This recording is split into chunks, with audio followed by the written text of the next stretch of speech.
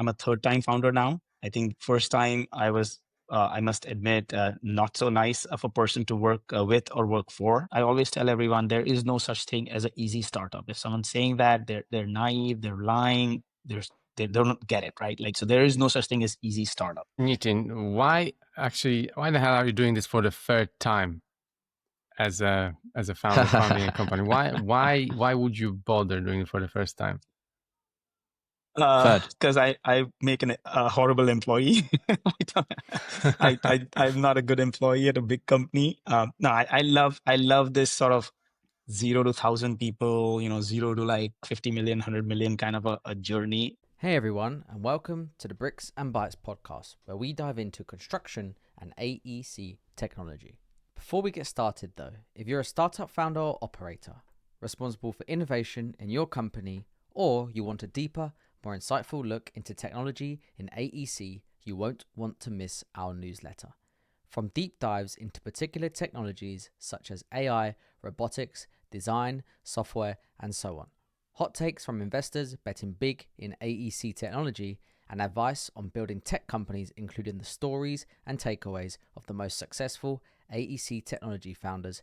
Head over to www.bricks-bytes.com and sign up today to get this exclusive material straight to your inbox. And now for the episode.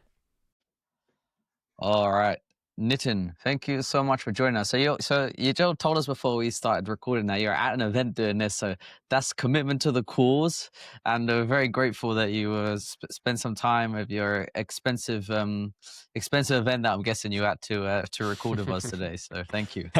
Well, it's great to be here, both of you, Martin, Owen. I think you somehow muted. Huh. No, he's not muted. You can't hear him. I can hear him.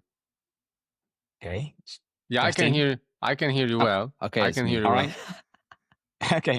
Well, maybe I'll keep going, and Owen, your speaker will catch up with you as well.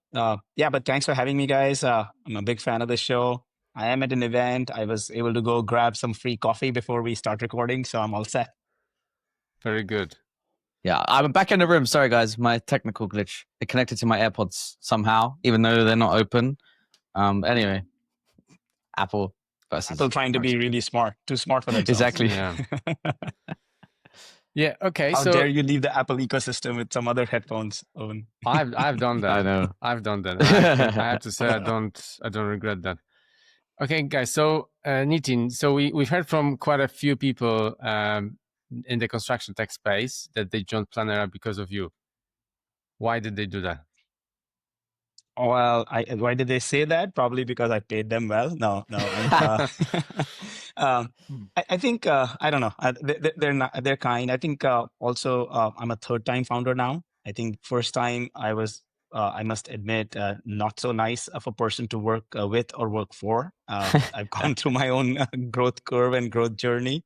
And now I enjoy the journey as much as the hopefully eventual destination, which is going to be rewarding for everyone that comes along for the ride. But yeah, I've certainly grown and matured a lot as a founder, having done it 2 other times before.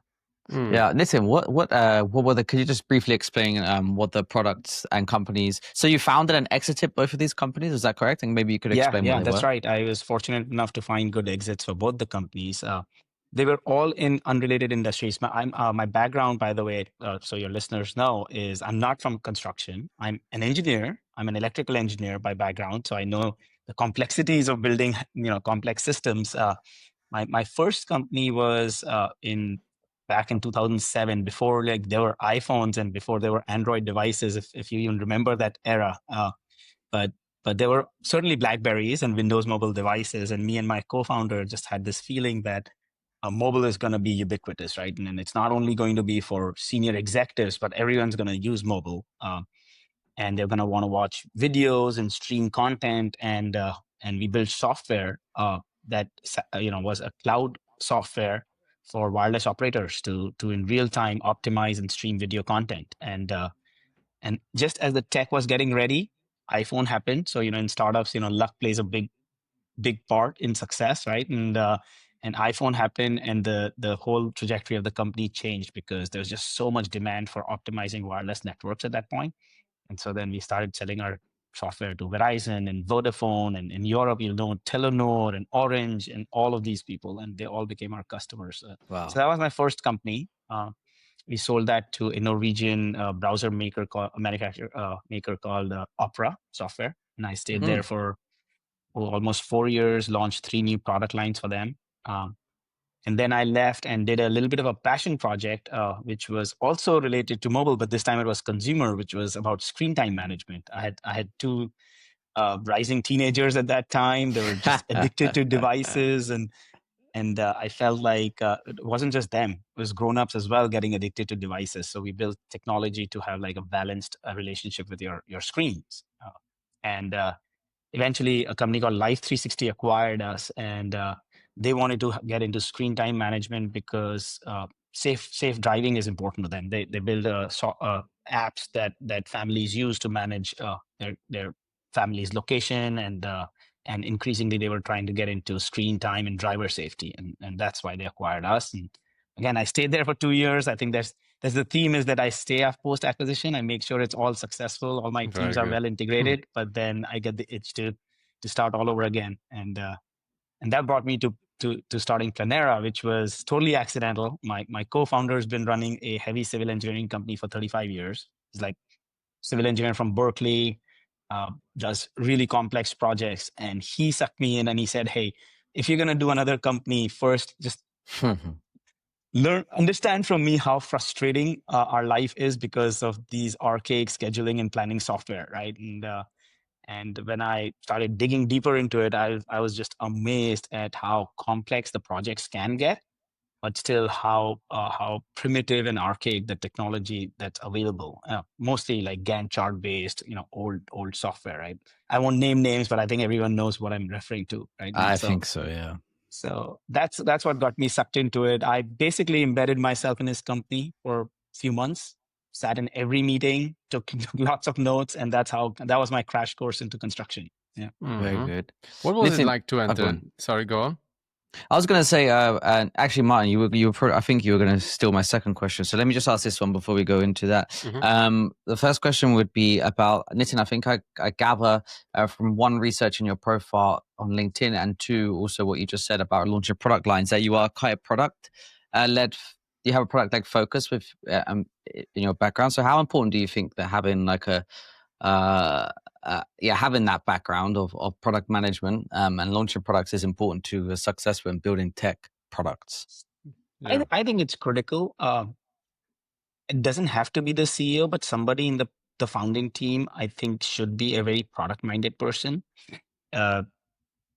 We all have a vision of the future, right? We all feel like we can change the world. That's why we take the plunge. But to get there, you have to make a series of very good decisions, some bad ones, but hopefully not too many bad ones. And I think somebody who has a good, keen product sense, understands both technology as well as customers and how to take things to market, is really sort of skilled at building towards that vision, but in small incremental steps, right? Because the last thing you want to do is just lock yourselves in a room for 2 years, building towards a vision that nobody then eventually cares about, right? And so I think having a good product sense is important for that reason, but also increasingly, I think everyone wants consumer grade, awesome product experiences, right? Gone are the days when enterprises would just deal with shitty software, right? Like they use iPhone, they use great technology in their lives all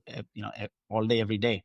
They want their software to be beautiful as well. So I think a little bit of that design sense, a little bit of that user experience sense, all of that is really important part of the founding team DNA. Very good. Initially, you said that as a third-time founder, you become a better founder, whatever that means. Can you elaborate a little bit on that? What exactly you mean by become better? Is it that you're more experienced as to leading teams, or how do you approach the problems slightly better? What is like a top 2 things that you that make you feel like better about it? I think the the thing is that, like, when people play sports for a long time, they feel like the game kind of slows down a little bit, where meaning they can read it a lot better, right? Mm-hmm. Uh, I've experienced that myself, right? I can read situations a little bit better because it just like time slows down. But to be more specific, I think it's two things. One is, now I understand like startups have a lot of highs and lows, and not no good news is as good as it feels, no bad news is as bad as it seems, right? And like and initially it was just like wild gyrations, right? Like it just felt like every good news was the best thing ever, and everything that went wrong was like the end of the company, right? And that kind of like wild swings. Even if a leader feels that, that you don't have to like constantly project that to your team, right? And so I think I've evolved in that way. The second thing is, it's the biggest cliche, but just hiring good people, right? Like, you hire a Mm. good team and then give them agency, give them direction, vision, communicate, but give them agency to then do their thing. I think is really important lesson that I've learned, right? Instead of constantly sort of having my hands in everything and micromanaging, I've kind of like learned to hire good people, set a good vision, a good strategic plan, and then let them execute. Mm-hmm. And maybe just briefly, what was it like to enter construction from your point Yeah, of view? what were some of the things that shocked you? Were you like one of those people that came and was, construction's easy, man. I'll just code a few apps and then sell it. No, I again, I've learned through a lot of battle scars, nothing easy. Right? Selling to construction, uh, I I think part of it was I was an outsider, so I was just constantly curious. I was just asking a lot of questions. I didn't have any preconceived notions at all about the industry, and then very quickly I realized that it's not just one AEC industry. It's not just one 12 trillion, $14 trillion industry. I think that sounds kind of cool, but very quickly I realized that there's just a lot of different segments in the industry, a lot of different personas involved. And so the first thing I did was just a complete deep dive on that. I and understood like all the delivery models, right? Because how people behave depends on what your project delivery model is, right? And what the delivery method is. And we wanted to build something that was like collaborative construction scheduling. Schedules can be sort of sometimes be used as a compliance tool. And so just really had to understand the various delivery methods, the various segments. And that was a steep learning curve. I think from the time I decided I was going to do the company to the time we actually started building anything was like 9 months. And that was like my crash course of the whole industry. So I came into it with no preconceived notion, except one thing I was sure of is that it's not going to be easy. But it's not going to be easy because of people's behaviors and the culture that has been created through like decades, and if yes, then is a software answer to it, and then it agree. Uh, I don't think it's a culture thing as much as it's a go-to-market scaling challenge, right? So first of all, going in, I knew it's not easy because nothing is easy, right? No startup is easy.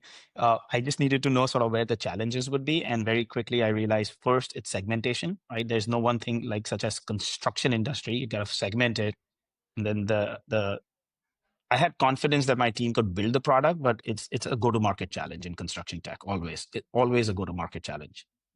Let's touch on that a little bit later. But you mentioned hiring, fascinating topic because there is like, I think so much of it comes down to intuition.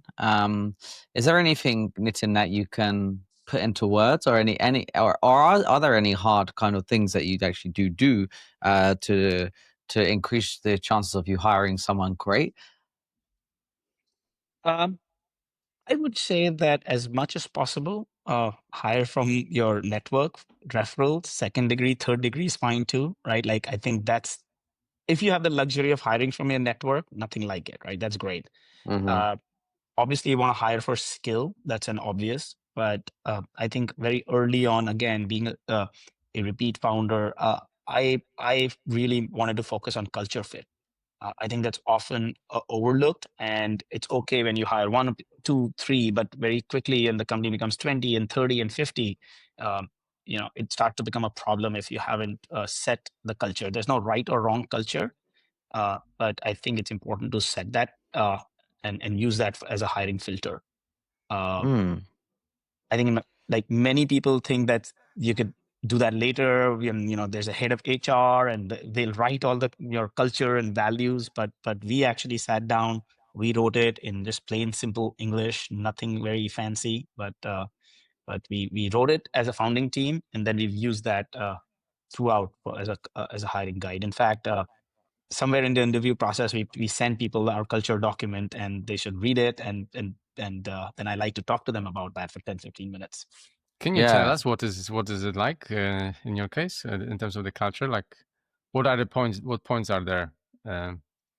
Like, you can't be late to the meeting more than 2 minutes.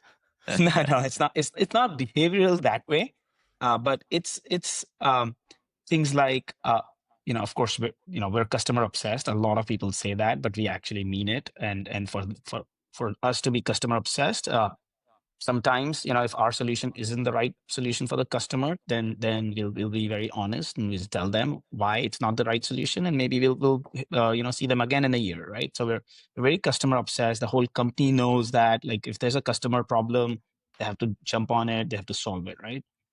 We have a culture of intellectual curiosity and honesty. Curiosity means you're allowed to ask a lot of questions. You're allowed to say, I don't know, but I'll go find out, right? Don't make shit up, just be very intellectually both curious and honest about things. We also have a culture of high agency, right? Like I want everyone to behave like an owner, right? And because they are all owners, part owners of the company, right? They all have shares in this company. And so a high agency culture. So make stuff happen. If you're stuck, come ask for help. Don't wait for someone else to ask you like why you're stuck and things like that, right? So high agency, ownership mentality, and then mutual respect. That's very important to us. Is that you can have vigorous debates, but you're debating the idea. You're not making it personal. It's always done with mutual respect and empathy. Very interesting that you took time to consider this. I've only really heard that's come from a few people since we have done Bricks and Bytes. I find it fascinating. And I'm also curious as to whether you advise, so you mentioned third time founder. Would you advise that people that are doing this for the first time follow a similar path, or is it only something that can come once you have the battle scars? And also people who are coming from different industries is your key point as well. Yeah. So you mean like, should they focus their time and energy to codify their culture and values? I think so. I think so. And also it's a living thing. I think people get to hung up on, like, they'll go read like a culture doc from like a company that's 20 years old, and they have like probably a big HR team, and they write beautiful prose, and like don't worry about that, right? Like, just write down what things that are important to you, and use that as a filter to kind of like recruit. There's no right or wrong culture. It's just your culture, right? And it's a living thing, right? And so don't shoot for perfection, just like product, right? Like, maybe you'll be embarrassed by your V1 of the doc, but you'll make it better, right? And so I think it's a worthwhile exercise, not just to write it, but keep reviewing it with your team from time to time. And when you find someone that you think is a great fit, how do you, as the CEO and founder of this, then convince them? What's the magic? Apart from giving them a fat paycheck, you can't use it. I think founders just have to be good at selling, right? And I don't mean just selling to customers. You're selling your vision to employees. You're hiring people. You're convincing them to join you instead of like this other company that's throwing like more money at you. And so to be a successful founder, you just have to be good at selling, to investors, to board, like just all of these things. For me, it's the size of the opportunity. I always tell everyone there is no such thing as an easy startup. If someone's saying that, they're naive, they're lying, they don't get it, right? Like, so there is no such thing as easy startup. And so having established that, then go work for a startup where if they succeed, the price at the end of it is enormous, right? It's big. It's going to change the industry. It's going to change your financial outcome, right? And so we believe that Planera is one of those companies. So it becomes a little easier when what you're saying is also the truth, right? And so so we use that. We actually take pride in the fact that we have a team that's really good. So I make sure that they talk to as many people as they want, and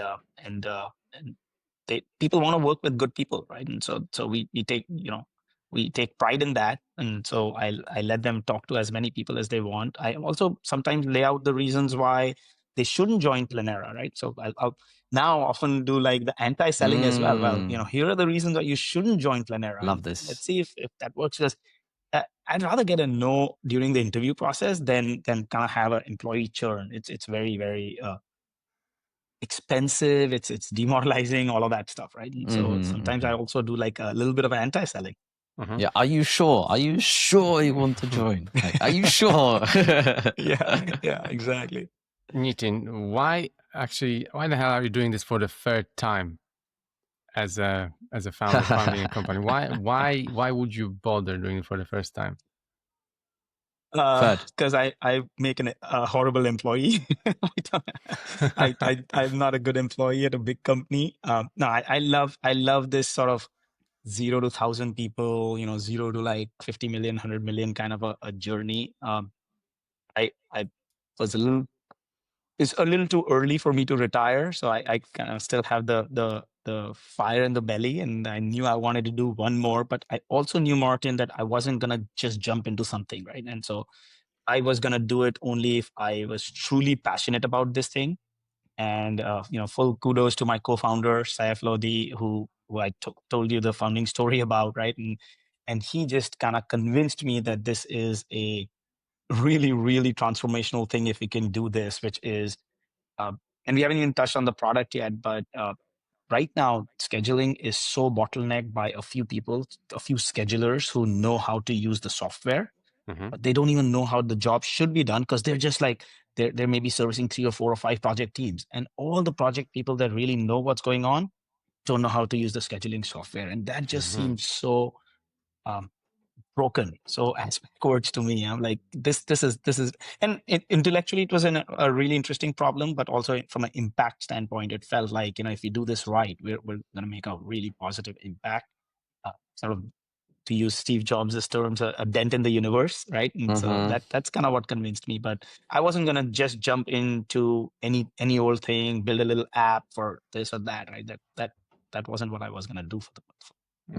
So maybe it's a good time to go into the product a little bit deeper, Nitin. So yeah, you mentioned earlier on that you sat in 6 months, sat with your co-founder in meetings and so on and so forth. So yeah, what did you uncover? And then we will get to this later, but just to help frame the question a little bit, how did you decide that Planera was the solution for the problems that were coming up during your discovery process? Yeah, what's the big problem here? Yeah. The big problem is that construction scheduling is obviously really, really important. Scheduling, planning, that drives everything, right? Even when you have a really good, well thought out plan to begin with, tons of things will go wrong and you have to keep reacting to it. But if you start off with a bad plan, you have no chance of making any money on that project, right? So that's an obvious, like, sort of first principles kind of statement. The specific problem was that in his company, he wanted all his PMs, all his supers, people who really knew how they wanted to do the job, to be able to also do a lot of what if analysis. Hey, what if I do it this way? What if I do this before that? What about this? What about that? And they barely had time to create one version of the schedule in P6, because it just takes so long and none of them knew how to use it. So they had to keep writing stuff and send it to the scheduler, who like 3 days later send them like a whole lot of like pages of Gantt chart, and it was just mind-numbingly slow. And so obviously they couldn't do all this what if. So they would just like guess and be like, this is the best sequence of activities. Let's build a job this way. And being a cerebral person, he wanted to like have all his team members be able to do a bunch of what ifs. What if we did this way? What if we do it that way? When during the job, when something bad happens, let's analyze 3 different ways of recovery. And so that was the core of the problem that we identified. Initially, it took me a while, because initially I just thought like it's his company's specific problem. He's a mid-sized GC. Well, surely the large guys have figured it out, right? So I was like, no, I gotta go do more discovery, right? Obviously, everyone in his cohort of like that size GCs were struggling with the problem. But then I had to go to large GCs and like convince myself that really nothing else existed. And when that happened, during that process, I also started to understand like how these people think, right? And as I told you earlier in the podcast, I think of myself as an investigator, right? I'm just like observing human behavior and their problems, and I started noticing that they'd all be on whiteboards drawing stuff, and they're all engaged, and the body language is like so positive. Then they'd look at the schedule and they'd be like, all like, nobody says a word because they just want to fucking get. Oh, sorry, they just want to get out of that meeting. I'm like, wow, like what? Within a minute, how the mood in the room changes, and I'm like, that doesn't No one seem right, understands right? them well. That's the thing. You can't understand it if it's so much Yeah. information in one Yeah. piece of paper or a chart. It's just impossible. It's impossible, and that's not how humans think. That's not how anybody learned scheduling and planning in college, right? They all learned it with like block diagrams and like networks and nodes and connections, and so that was sort of like the biggest challenge I saw is that, first of all, people who know the job should be able to actualize their own thoughts in a schedule. It's not that hard, right? It's 2025. Like we could build better software, and what we wanted to do was just get people engaged in this conversation, because that's what happens in software development, right? It's not like it's not like one person telling everybody how to do stuff, right? Everyone's participating, and everyone's saying, nah, let's do this before that and stuff like that, right? And that's the transformation I wanted to see in the construction industry as well, when it comes to scheduling and planning, because it does happen a lot in other things, right? How and so it was the dichotomy of like one of the most collaborative industry also becomes least collaborative when it comes to like schedule reviews, and that's the thing we want to solve. So how do you do it? How do you make it more approachable? So we literally said, okay, what is it people love? They love a whiteboard. There's digital whiteboards like Miro. AEC industry loves Miro, right? And so what if we didn't take away any of the power of P6, right? We still gave them the Gantt chart. We still gave them the table interface, resource loading, like keep everything, but add yet another way of interacting with this thing, which is a multi-user digital whiteboard, right? And people can actually like draw out their schedule. And what if we could do that, right? And that was our first sort of MVP, right? Like just give people Miro and say, hey, if you could draw out your schedule on this, they'd be like, oh, I love it, right? But obviously it didn't have any other scheduling engine, right? And so that's how we tested out the concept. And then we started building towards it. Obviously, very quickly, we realized that you can't put 10,000 things on a flat whiteboard, right? And so you had to invent a lot of things that have never been done before, which is how do you create something that has like structure, right?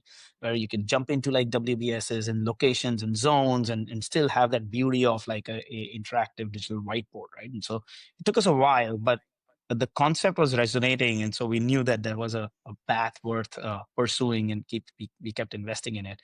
I think we went through multiple iterations where I just didn't feel like it was ready for prime time. We threw it away. We rebuilt. We did it a few times. Luckily, we had like very patient investors. Again, the luxury, I think, of being a repeat founder who's made money for your investors in the past is you have the luxury of having patient capital, right? And so we took our time to get it right. And then when everything felt right, that's when I started hiring salespeople. Scotland joined us as head of sales, and so yeah, this wasn't a 0 to 1 million in 9 months kind of a story, right? We took our time. It's a complex product and a hard challenge, and we took. Yeah. So now, sorry, Martin, go on. You go. Yeah, I just wanted to touch maybe this is still a little bit on the product side, but how do you see like future of discipline like scheduling? Would it be tied somehow to a design? The way I see it is, if someone is designing a structure building, within this design, there is engraved way of executing the building, perhaps. Do you see the design and scheduling somehow merging within one at some point or to any degree, or rather not, and this will be separate disciplines that someone will have to manage in between? I think it's going to inform the design informs the schedule. I don't think that the design creates the schedule in a vacuum, right? Like I think a schedule also needs a lot of knowledge from people who are actually going to do the job, right? Like there's realities on the ground, there's site conditions, there's like learned knowledge that comes from like doing a lot of jobs, right? That is very important in building a great schedule. But obviously design informs what the best way to do some things might be. Like there are some jobs where there's obviously just one obvious way to build it, right? And those are nice, those are somewhat easier. But then there are a lot of jobs where like there isn't just one way to do it. There could be multiple ways to do it. You might have to think about how you want to like minimize commissioning, decommissioning of it, like some heavy equipment. How do you want to like minimize the start and stop of certain trades and subcontractors? There's a lot of things that go on where there might be some crew constraints, right? Because the same crew is committed to multiple places, so you might have to resequence things, right? And so there's just no there's some laws of physics you have to apply, but then there are some preferential logic that you change all the time based on either site conditions or your business imperatives, right? And so I do believe design informs schedule, and to that end, because Planera is such a visual thing, like we want to start building more and more design elements and schedule elements together, right? Because again, if you just look at a Gantt chart, you lose sight of what the design calls for. If you just think that design will just create your schedule, you lose sight of other extraneous factors, right? But both things working together is how I envision the future. Yeah, very nice. Okay, so now Nitin, the company is in this. Would you? I don't know how better to label this than a scaling phase, perhaps. But you're definitely out to market. Yeah. Okay. Cool. So let's rewind a little bit, then we'll get into how you are executing on that. But you mentioned earlier about how important go to market is. So how did you land your first few customers? Yeah.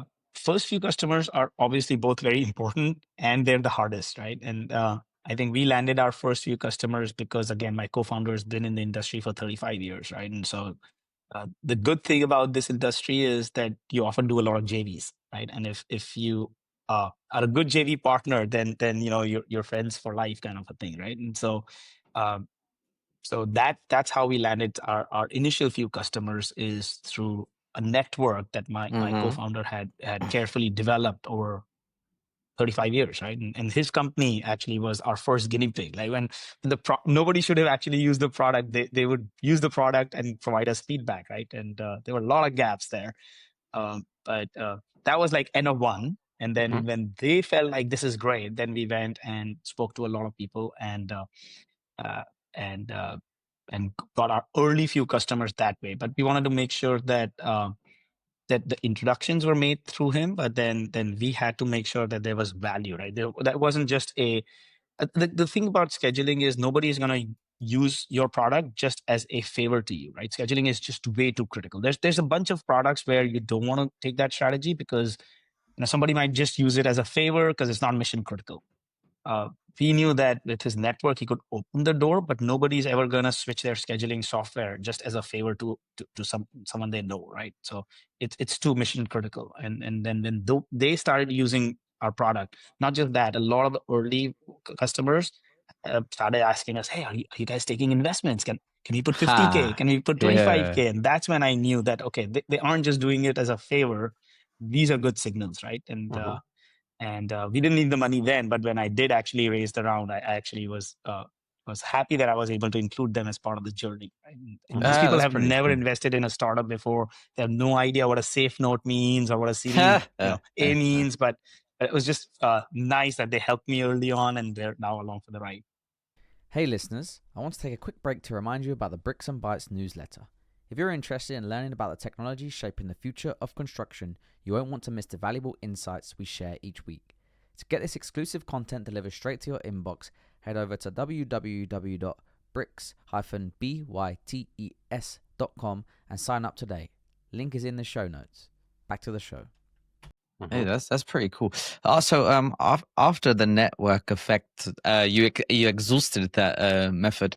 I guess maybe the point is leading to like, when did you decide to sort of hire for more resource on the sales front, like some people that might be doing. I don't know what your specific strategy is, but maybe we'll get there. But perhaps more outbound, perhaps more like go into construction sites, events, and so on and so forth. Like how did it kind of evolve from the early days to what it is today?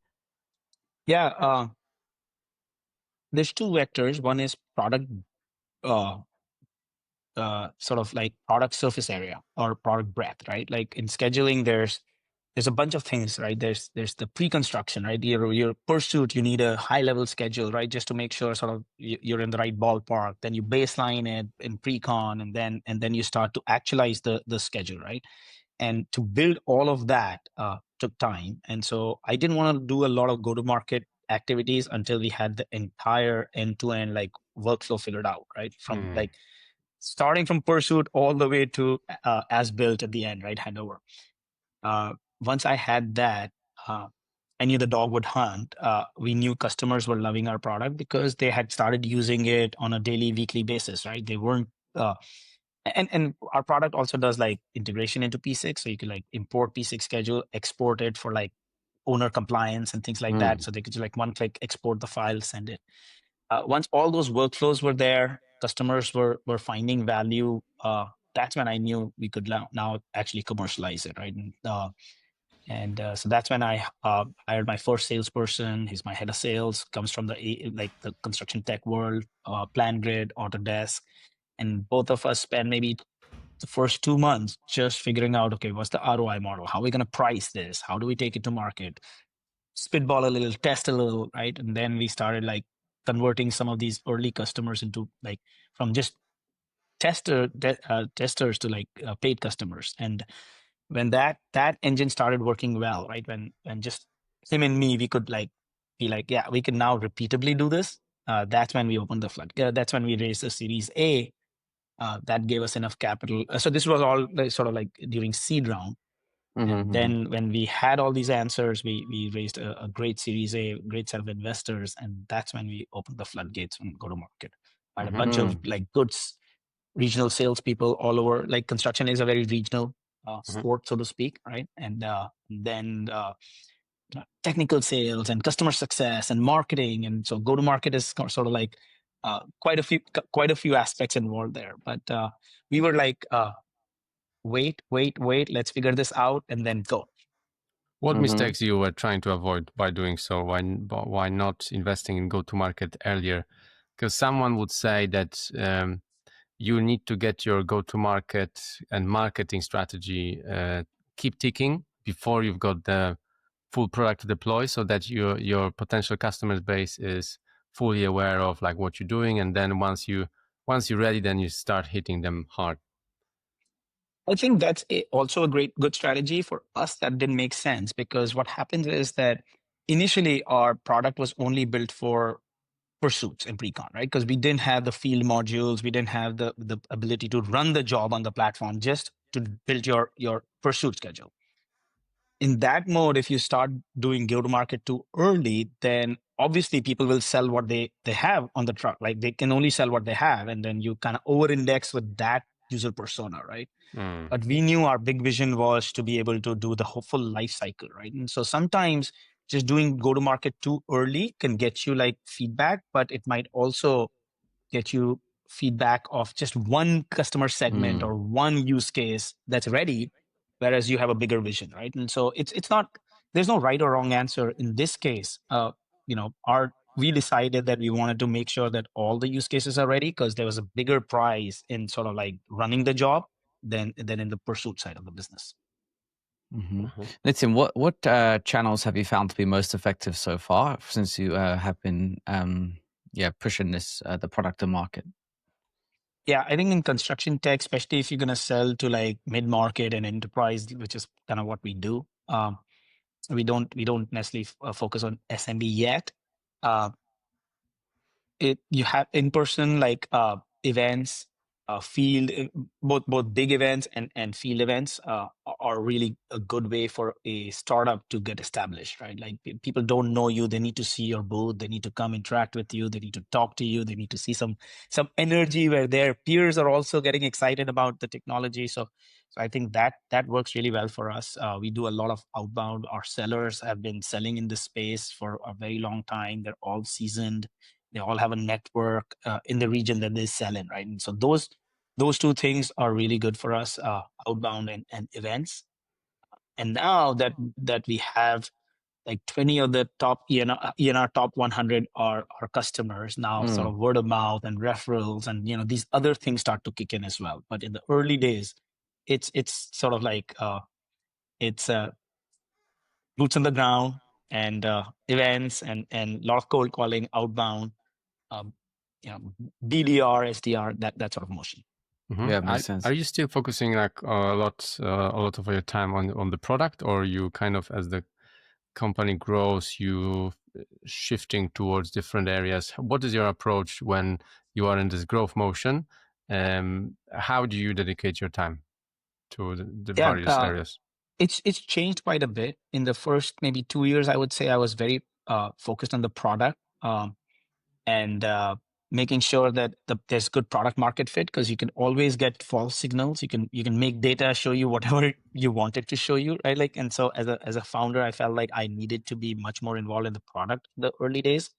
Now I'm focusing much more on go to market, on customer happiness, on expansion potential. That's the other thing, is there's no way around landing a few projects at first and then expanding into a company, right? That's just how construction world works. And so I'm very much focused on that sort of customer satisfaction, customer happiness, and then expansion these days. And that also is important, because that keeps me close to the customers, to the feedback, and then I can work closely with the product team as well. But it's shifted over time. And I think being a CEO, I know that like every quarter, I pick an area of focus, right? That doesn't mean I'm going to neglect everything else, but maybe just focus a little bit more on something that the business needs, and I try to do that like every 2 to 3 months. I'll decide which is that focus area. Nitin, how do you view marketing? Like, what have you found to be effective so far? Like in terms of digital versus traditional marketing, versus like what the role of the marketer should be in the stages of where you're at with Planera? Yeah, that's the hardest question for any founder to answer. And we could do like few hours on that, but it's very very stage specific, and also it's a very company specific thing, right? Marketing. For us, we have not invested very much in digital marketing yet. We think that we're still building a brand. It's a kind of like an in-person business. It's a very high touch business. So we invest in events, both national and regional events. We invest in a lot of like content marketing through like webinars, and we do product marketing and launches and things like that.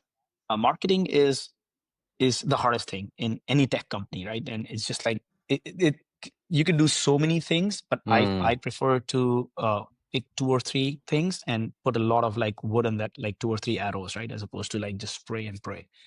Digital marketing is like it could suck up your budget very very quickly and might generate no ROI at all. And so we haven't done a whole lot of that yet. I think time will come for that. But right now, marketing is really focused on brand awareness, positioning, messaging, those types of things, and then just a lot of lead gen, a lot of sales enablement, creating a bunch of great videos to explain our story, to explain products, features, functionality, things like that, right? So ton of sales enablement and a whole lot of pipeline generation through these events and other outbound methods. Very good. Okay. Martin, I would like to touch on the role of the CEO as it progresses. What do you think? Fine. Do that. Yeah, Nitin. So I would be very curious. Obviously, you founded and scaled various companies.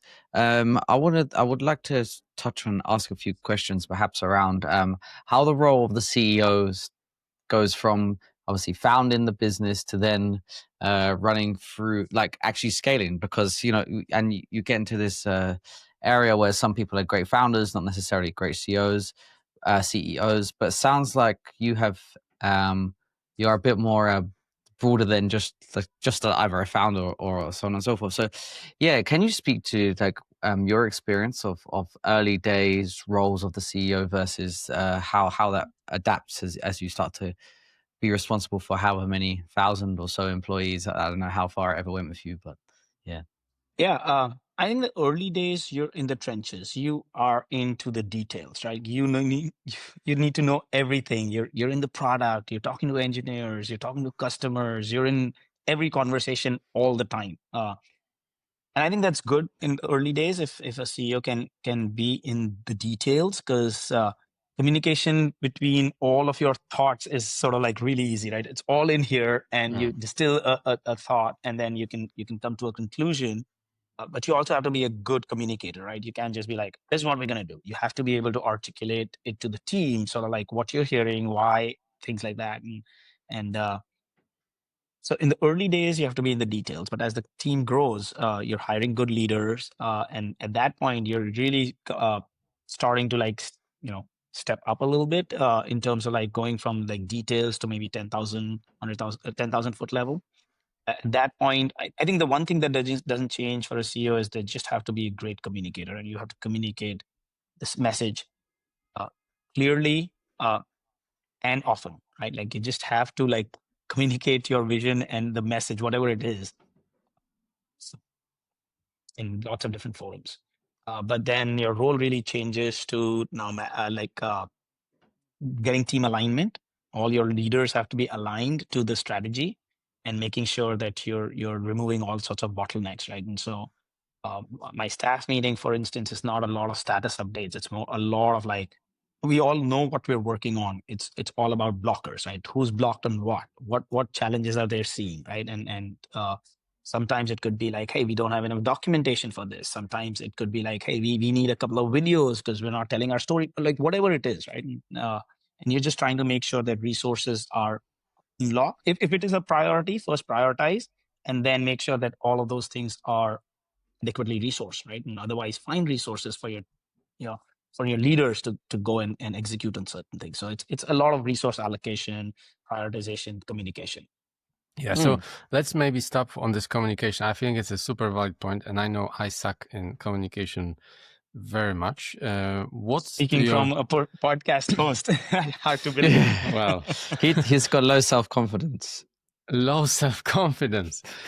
No, it's not about that I can't speak in any way, but when managing teams and trying to get the vision across and keep maintaining it on the axis of time, so that the team is aligned on the objectives and we're executing.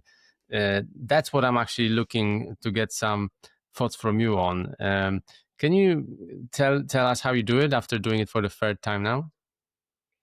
I don't know if I have the perfect answer, but there's some things that work for us. We do monthly all hands. That's a great forum to kind of keep repeating the message and the strategy.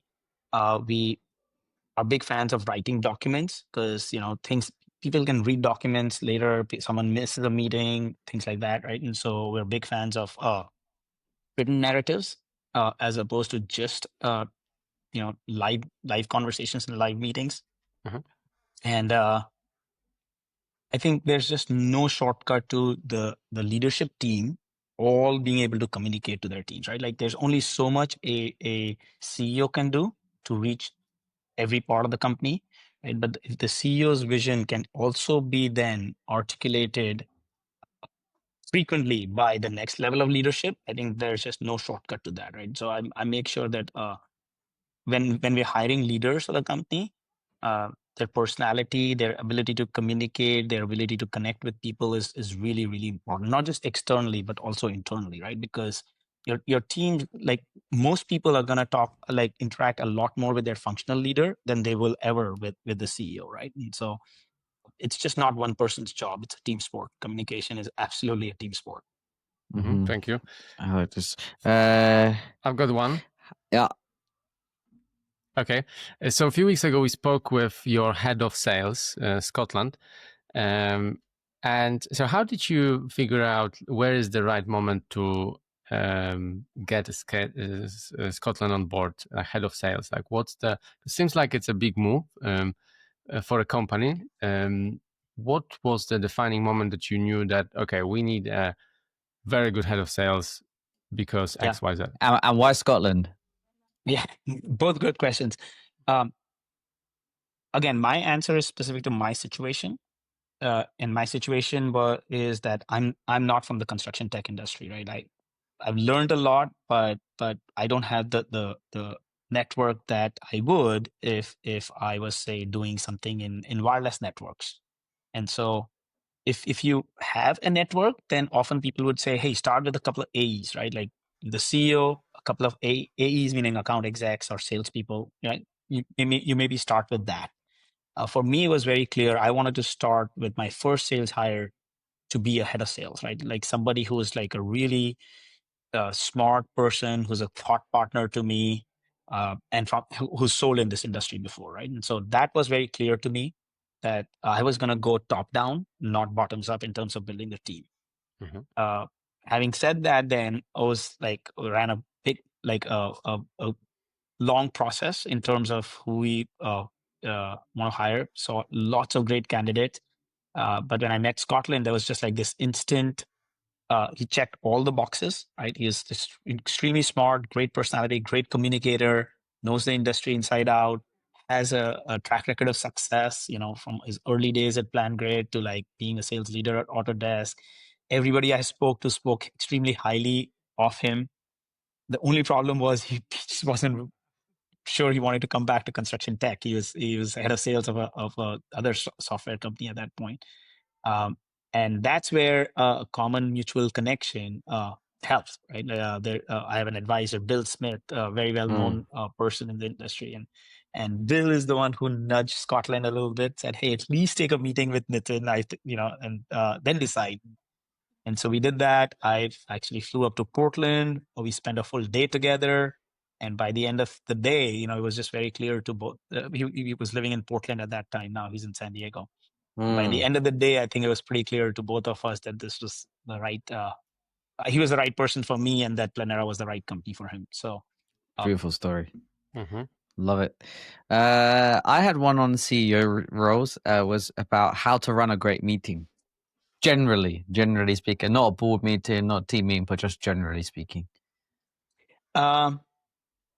Again, I don't know if I am the best at operating companies at scale, right? So all my answers are more at like early stage, like 0 to like maybe 50 million, 100 million kind of answers. What I like to do is these days, I like to have a Notion page with a agenda format.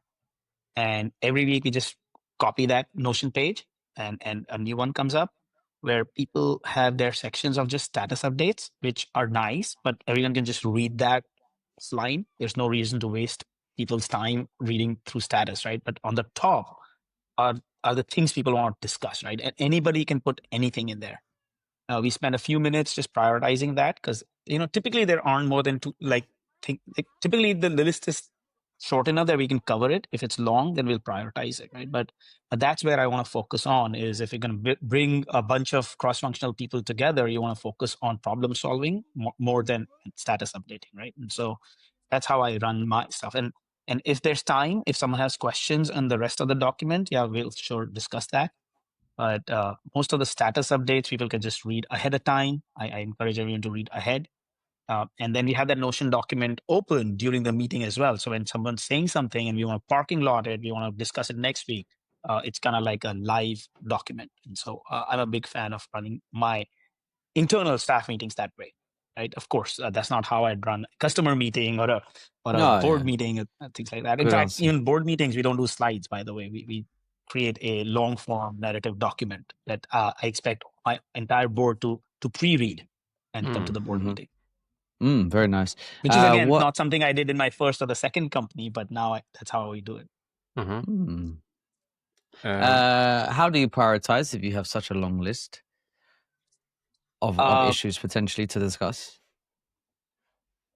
I think that things that will require the most cross-functional stuff gets prioritized, right? Because then other things can also be done in a breakout session. So typically those are, I mean, engineering is really, really important, but also my co-founder and CTO, Eric Svensson, and I have been like, we started our first company together as well. We've been working for 20 years. So he runs a tight shop in engineering. So often the topics like product strategy, prioritization, maybe go-to-market issues, things that require multiple people and their inputs, and those get prioritized over something that might be very specific to engineering, right? Hey, we need to do such and such with our Amazon account or AWS or this or that, right? May not need involvement from marketing and sales and stuff like that. You could always take it offline and solve those problems that way. So my focus is always on things that are cross-functional.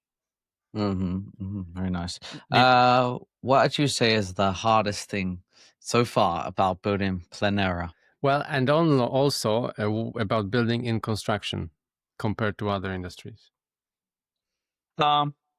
The hardest thing is just this.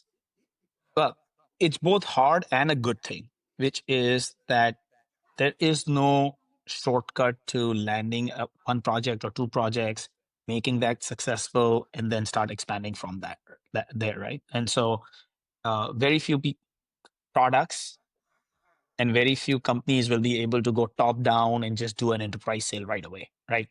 2 months of val and then enterprise sale. That almost never happens. So that's both a challenge, but it's also great because hence you can actually have meaningful business with some of the top companies in the world, right? While you're still a startup that's still maturing, right? Because they're giving you a project or two projects and you make that successful, and then you get a region, and then you get the whole company, right? And so it's kind of like two sides of the same coin, but it makes life challenging because you're going to spend a good amount of time getting the customer, making them successful, and then if you can't expand, it's not going to be a profitable customer, right? And so you better be sure that the product is going to deliver the value proposition, that by investing all of this stuff, you're eventually going to be able to grow into that account quite rapidly. Very good. I wanted to touch on TAM for Planera. I think you earlier mentioned that there's like very few people who can really use the scheduling software. And I think my impression was that you want to bring it also to people from the field as well. So it will be much easy for them to navigate and connect the dots between the people who are scheduling and people who are really doing the job. So like, what are your thoughts on TAM? Yeah. Let's think of TAM as two ways, right? One is the user personas. We absolutely not just want to be used in the field, we are being used in the field, right? Like people in the field for the first time are doing collaborative, like pull planning, phase planning, things like that, right? We also are used by people in the headquarters, right? The PMs and actual schedulers use us for like creating their master schedule, and Planera connects these two things. So instead of these two things being in a silo, and maybe for your listeners, I'll just paint a quick picture. Master schedule is sort of the high level roadmap, sort of how you want to build something. But then the job actually happens in 3 or 4 week chunks, right? So 3 week look ahead, 4 week look ahead, where there's a whole lot of granular details, right? Which may not be needed at the master schedule level.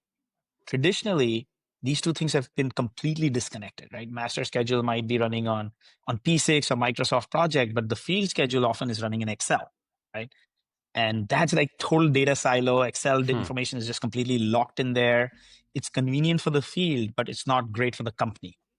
So with Planera, for the first time, you can take a slice of your master, you can create your look ahead. It's so easy that the whole field, all the trade partners, everyone's involved in creating the plan, like they were doing it in Excel, except it's on the same platform. So data seamlessly flows back and forth, right? So when they actualize something, when they say progress status update of something, it's available instantly to everybody, right? Project controls team, project management, PXs, everybody has that data instantly. We also recently launched our iPad version. And so now for the first time, field, where sometimes trade partners don't have laptops; they only have iPads. Now they can participate in it. They can do field site walks with their portion of the schedule. They can actualize it, progress update, all in iPad. So we're doing all of that right now, which increases our TAM in some ways, right? Like instead of 2 or 3 or 5 people touching scheduling software, we have like 50, 100 people using Planera, right? And so that in some ways, like attention, like that goes towards the TAM question, right? From a dollar perspective, I think it's absolutely a multi-billion-dollar opportunity. Just if we are able to like take existing workflows, make it modern, digitize it, and increase the number of eyeballs that or people that use it by 50x, right? It's a multi-billion-dollar opportunity just in that. But we don't want to stop there, right? We want to build more intelligence on top of that like does things like early detection of problems, maybe ideas to how to remediate them, right? Like not with human in the loop, right? Like, hey, here's a potential problem and here's 3 possible ways you could solve it, right? And that further adds to the TAM, right? Like because that goes above and beyond scheduling. Now that goes into like executive decision making and early warnings. Now you're expanding. Yeah, exactly. And so you gotta like build one thing and then layer things on top of that. Right? And so we're getting really, really good at the basics of project scheduling, field execution, and now we're gonna add layers of intelligence on top of that. How are you thinking about charging then? If previously scheduling was done by very few people, didn't touch many people outside of the schedulers, and there was set price for the subscription. I actually have no clue what legacy companies are charging for it. But now, when you want to grab a much larger audience, what are your thoughts on charging? Like, what's the right way to charge your customers? For us, the wrong way to charge a customer is definitely on a per user basis, right? Because we're all about democratizing scheduling and giving everyone superpowers, right? And so what we know we don't like doing is charging per the user. So it's always unlimited users and unlimited collaborators from outside as well. So we have roles and persona roles built into our product. And so you can have a role that can, as a full editor, you can have a role that is just a limited contributor, right? So you bring a trade partner, the mechanical person can build out their part of the schedule. They can review electrical, but they can't mess with it, right? And so you can have like on a per activity basis, you can have things that are access controlled roles. Or you can have just a commenter, right? You might bring your safety team in there. They can just look at stuff. They can leave comments. They can't mess with the schedule, right? So all these roles are built in. Anyway, to get back to your question, since we have unlimited user license, and what we do is we charge based on the value we like the construction volume and the value we bring to the project, right? And we have very, very sophisticated ways of upfront before we even start a pilot, coming up with the ROI model, and then through the pilot they all verify that yep, not only did it meet all these, it often exceeds the ROI that we set for our customers. So is it like quite a quick plug and the response about potential ROI for the customers? Like how do you show them like how long this process is? It's collaborative. We might spend an hour or two documenting their current state and their desired final state, and then we build a document that we collaboratively build with them, and that we say like, okay, here are the things we say we can deliver. Here's how it will transform your business, and now let's start this structured pilot, and we agree on pricing, and then if it delivers all of this, then boom, we're off to the races. Then boom. And so it's definitely more than just plug in these 3 numbers and in 2 minutes you get an answer, right? It's a bit of more involved process because every company is different, their workflows are different, their challenges are different, but the framework is the same, but everyone's mileage varies a little bit. Yeah, cool. One last question from me, Nitin, would be: could you share a story from any experience that you have through your founder's journey, or your lifestyle as a founder, where you were like very worried, or like something bad happened and you're like, oh my god, this is not going to work, or perhaps like a tough time that you went through? I have so many.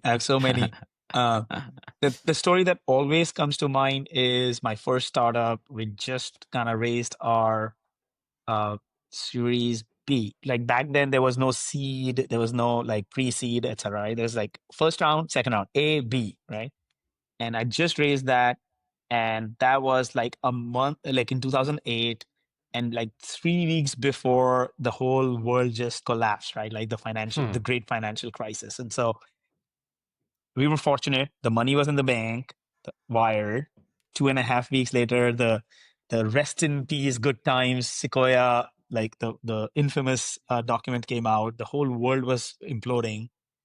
And I distinctly remember the very first board meeting after that, right, where we raised this round and we had all these growth plans, and all of that was out of the door right away. And the whole thing was like, okay, how do we go into cash preservation mode, right? And so instead of this plan, suddenly we were talking about, is even flat a good enough plan? No, even flat isn't a good enough plan. No one had any idea how long that thing was going to take, right? And it was kind of surreal that after raising a big, healthy Series B, we had to do some layoffs, right? And it's never fun, right? But everyone was just going into like cash preservation mode. So that a bunch of things happen like that. That you're like you just can't predict. Like black swans happen. You just have to react to it. Great. The last one for me is we've spoken for an hour, 4 minutes. We haven't talked about AI at all. How do you know that someone will not make up a AI software Planera 2.0 in the next 2 or 3 weeks and will be competing with you head to head? Yeah, no, I don't know that, and so we have to always be paranoid about it. We do a lot of AI research ourselves, and we're like, when we raised our Series A, we'd announced that we're gonna invest some of that in AI, and we'll be rolling out our own AI powered functionality. I personally don't think that using AI to like generate the whole schedule is maybe reliable enough. Or what happens is, if you generate something using AI and then to debug it sometimes takes even longer. Like if anybody's ever debugged somebody else's code, you know that writing code is a lot easier than debugging somebody else's code, right? And so schedule is not something that you can get like 95% right or 99% right. Like you gotta be like 100% right. This is a contract document. Lots of money relies on this, getting this right. But that doesn't mean AI cannot give you superpowers in terms of analyzing things, right, and suggest things to you and stuff like that, right? So we're working on stuff. I'm sure others are as well. AI is going to be just one of those things that has to be part of everything. But I personally don't think that AI will be able to generate a reliable schedule, except for the most cookie cutter projects, anytime soon. Okay, but again, not to say that AI doesn't have a role to play. It absolutely does, and we're keenly investing in that space. Nice. Nitin, thank you so much for joining us. Are there any initiatives you guys have got going on that you'd like to promote right now? Bear in mind, it might be a while before this gets released, so I don't know if this is helpful, but if there's any long-term... The field is really excited about our iPad launch. For the first time now, people can be scheduling, reviewing, updating stuff on the go in the field. And so that's certainly very exciting for us. We are also doing a revamp of this idea of this connected schedule, where the master schedule and the field schedule all acts as one. And by the time this video and podcast is out, that would be revamped as well. So we're very excited about those two things, and then watch out in later half of the year for other things that we kind of touched on a little bit. Awesome. Okay. Thank you, Nitin. Thanks, Nitin. Good luck.